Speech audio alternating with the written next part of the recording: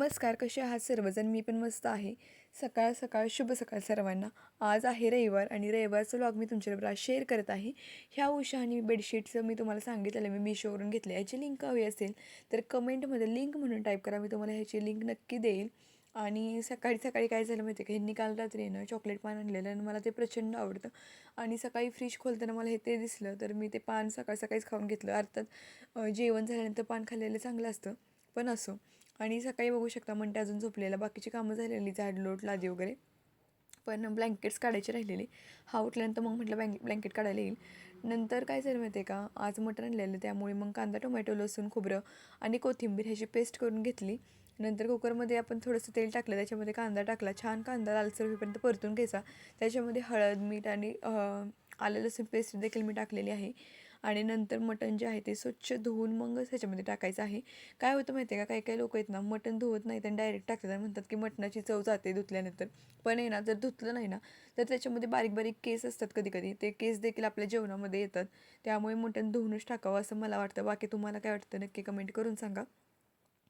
आणि आता मटण शिजेपर्यंत मी तुम्हाला सांगते, आपल्या लाईफमध्ये आपल्याला भरपूर सारे लोक भेटतात, की म्हणजे 10मधली एक एक 1%च लोक असे असतात की त्यांना असं वाटतं की आपली प्रगती व्हावी, आपलं चांगलं होवं. म्हणजे त्यांना आपल्याशी म्हणजे काही घेणं देणं नसते. त्यांना फक्त असं वाटत असतं की तू तुझं आयुष्य जगते ना, चांगलं जग, आम्हाला त्याच्याशी काही प्रॉब्लेम नाही आहे. बाकी काही लोक असे असतात ना, तोंडावर इतके गोड बोलतात ना की आपल्याला पण वाटतं की ती चांगली आहेत ना, आपणच ओळखायला म्हणजे चुकलो. पण खरं सांगू का, अशी साखर घोळणारी माणसं जी असतात ना, ती विषापेक्षा पण घातक असतात आपल्यासाठी. असं मी का म्हणते, ह्याचा अनुभव प्रत्येकाला आलाच असेल आणि माहीत असेल. कारण अशी लोकं जी आहेत ना, आपल्यावर गोड गोड म्हणून आपल्या पाठीवर वार करतात. ह्यांना कधीच आपली प्रगती पाहत नाही. आणि असं का वाटतं मला कळत नाही. तुम्ही तुमच्या स्वतःच्या जीवावर काहीतरी करा ना, कर्ज वगैरे घेऊन हे ते करून. तुम्हाला वाटत जर असेल की तुम्ही प्रगती केली, तर आम्ही तर स्वतःच्या पायावर कष्ट करून आम्ही आमचं करतोय. प्रत्येकाला प्रत्येकाचं आयुष्य जगण्याचा म्हणजे अधिकार आहे. मग तुम्ही कशाला दुसऱ्याच्या लाईफमध्ये इंटरफेअर करता हेच मला कळत नाही. असो, ते तर झालं. मग नंतर तुम्ही बघू शकता मी माझं बाकीचं आवरलं, कारण पार्लरमध्ये कस्टमर आल्यामुळे मला पुन्हा झाडलोट करावी लागली. आणि बघू शकता मी सगळं सकाळचं आवरून वगैरे ठेवलेलं होतं. आणि आळणी करताना मी वर गरम पाणी करून ठेवलेलं आणि तेच पाणी ह्याच्यामध्ये ओतले. कधीही थंड पाणी टाकले ना मटणामध्ये, तर मटण लवकर शिजत नाही. मटण शिजवण्याचे काही काही लोकांचे वेगवेगळे प्रकार आहेत. जसं मी कुकरला शिजवलं, त्यामध्ये काही काही लोक सुपारी देखील टाकतात मटण लवकर शिजण्यासाठी.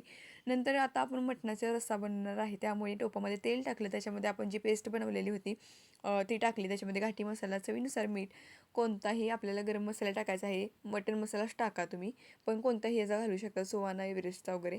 नंतर ह्याच्यामध्ये धने पावडर पण मी टाकलेलं आहे, थोडीशी कसुरी मेथी टाकायची आहे, लाल मिरची पावडर टाकली. मस्त ह्याला तेल सुटेपर्यंत परतायचं. ह्याच्यामध्ये आळणी टाकायचं, जेवढं आवश्यक आहे रशाला तेवढं पाणी टाकायचं आणि चवीनुसार मीठ टाकायचं. छान रस्सा आपला झाला तयार, की खाली उतरून घ्यायचा. नंतर आपल्याला मटण सुक्कं बनवायचे आहे, त्यामुळे टोपामध्ये तेल टाकलं, परत ही पेस्ट टाकली. ह्याला आपल्याला पेस्ट जरा जास्त टाकायची आहे, कारण सुक्यामध्ये मसाला छान लागतो त्यामुळे. नंतर ह्याच्यामध्ये देखील घाटी मसाला टाकायचा आहे, कसुरी मेथी टाकायची आहे, लाल मिरची पावडर टाकली, मटण सुक्का मसाला टाकलेला आहे, धने पावडर टाकली. छान मिक्स करायचं. तेल सुटलं की ह्याच्यामध्ये मटण जे शिजवलेलं होतं ते टाकून घ्यायचं आहे. छान आता मटण सुक्का आपण तयार करून घेतला आहे. नंतर आता आपण अळणी भात बनवणार आहोत. तर अळणी भातासाठी देखील आपण काय काय करणार आहोत ते तुम्हाला मी पुढे सांगणारच आहे. आणि जसं की मी मगाच्या लोकांचं सांगितलं ना, तर अशा लोकांपासून सावध राहण्यासाठी तुम्ही एकच करू शकता, की अशा लोकांना तुम्ही निग्लेक्ट करा. ते कितीतरी पुढे पुढे येऊन आपल्याला सांगायचा प्रयत्न केला ना, कशाला तू हे करतेस, माणसं काय चांगलं म्हणतात का, माणसं असं म्हणतात, माणसं असं म्हणतात, तुला नावं ठेवतात, हो म्हणायचं आणि पुढं सोडून द्यायचं. कारण अशी लोक आहेत ना आपल्याला जळत असतात, कारण की त्यांना त्यांच्या आयुष्यात ह्या गोष्टी करायला भेटलेल्या नसतात. त्यामुळे त्यांना असं वाटतं की आपण जर आपल्या आयुष्यामध्ये ह्या गोष्टी करत असेल तर त्यांना ते बघवत नाही, त्यामुळे ते आपल्याला खूप मागे ओढण्याचा प्रयत्न करतात. आणि मला तर अशा लोकांचा भरपूर अनुभव आलेला आहे, की 4 लोकांमध्ये आपल्याला कमीपणा दाखवण्यासाठी ते कोणत्याही थरापर्यंत पोहोचू शकतात. आता अळणी भातासाठी ना मी अळणी जे तयार केलेलं त्याच कुकरमध्ये अळणी ओतलं आणि त्याच्यामध्ये धुवून तांदूळ टाकले आणि तांदूळ स्वच्छ धुवून टाकायचे आहेत आपल्याला ह्याच्यामध्ये. नंतर तुम्ही बघू शकता मी ह्याच्यामध्ये थोडासा गरम मसाला टाकला, छान मिक्स करून घेतलं, चवीनुसार मीठ टाकलं आणि भात शिजवून घेतला. नंतर चपात्या केलेल्या. आम्ही मटण असल्यावर भाकरीच करतो, पण हे म्हटलं आज चपाती करतेस का, म्हणून मी चपाती केली.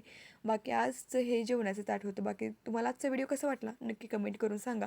आणि तुम्हाला पण असे अनुभव आलेत का ते पण सांगा. आणि नंतर मी बचत गटाच्या मीटिंगला गेली. तर असा होता माझा आजचा व्लॉग.